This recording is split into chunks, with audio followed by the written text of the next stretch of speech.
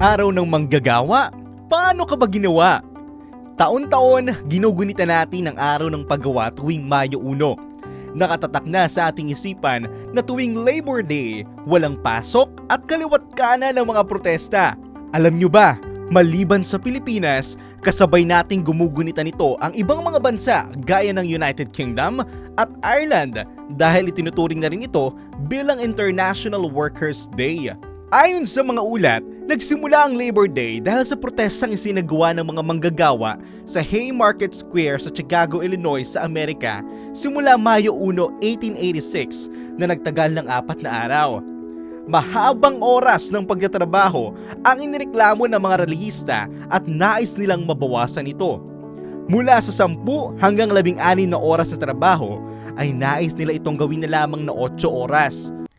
May 4, 1886, naganap ang isang malagim na insidente na tinawag na Haymarket Riot. Ito ay matapos may bombang sumabog sa gitna ng mga nagpoprotesta na kumitil ng 15 buhay at nagtala ng 100 na sugatan.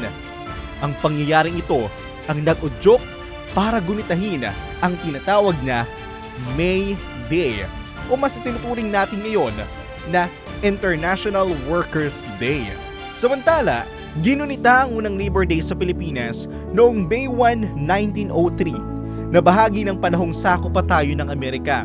Base sa mga historian, nagmarch ang mga manggagawa papuntang Malacanang upang ihiling na ihantulad sa Amerika ang working hours sa Pilipinas o gawin na rin itong 8 oras.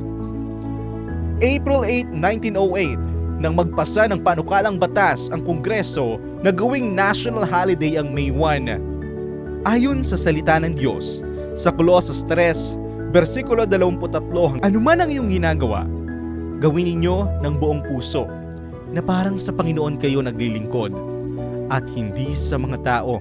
Laging tandaan, bawat tanong sagutin, isipay, patalasin.